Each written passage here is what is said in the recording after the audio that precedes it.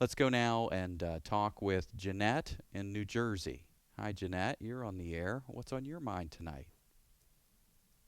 Well, I've always had, listening to sermons and reading the Bible, you hear a lot of the word fear.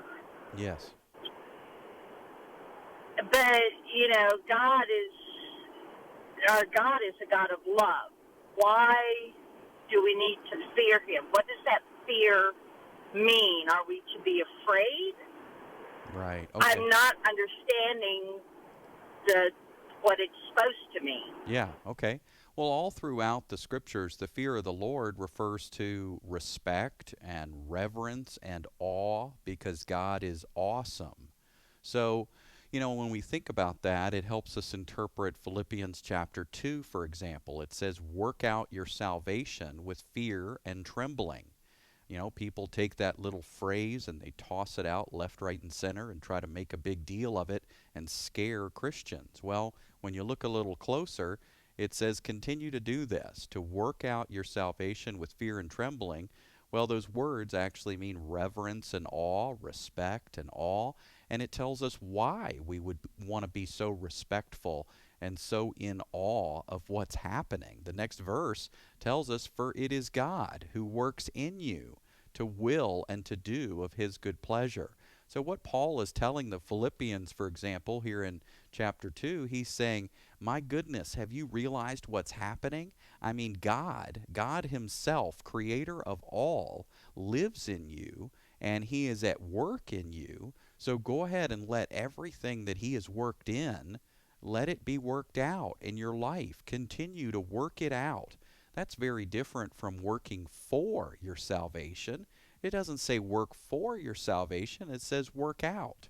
So this is a prime example where people can turn work out into work for, and they can turn the fear, meaning the reverence and respect of the Lord, into being scared to death of him or something. Well, that's not God. That's not our Father. He says perfect love, his perfect love, casts out fear, because fear involves punishment. So if we're fearing God, we imagine some punishment coming our way, don't we? But remember, Jesus took all the punishment. There's no punishment left. So why in the world would I be scared of my own daddy father, my own Abba?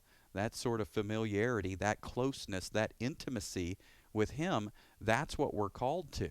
So, I don't know. I just think people really misrepresent the father-child relationship that we have with God now through Christ when they're pushing this fear idea, and by fear when they mean being scared of God. It's pretty clear that we should enter into his presence, the Bible says, with boldness and confidence, because we're always going to find grace in our time of need. So between the boldness and the confidence and the perfect love casting out fear and God not being the author of fear, it's pretty clear that fear is something the enemy stirs up, not God.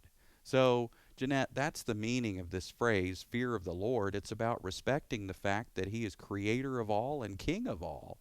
At the end of the day, though, we're seated right next to him, raised and seated at the right hand of God. Jesus is not ashamed to call us brother or sister. We're in the family. We're on God's team, and we're seated right next to him. The entire Trinity is pleased to have us. So take a seat, get comfy, and enjoy the relationship you have with your dad. Hope that helps tonight, Jeanette. Have a great evening.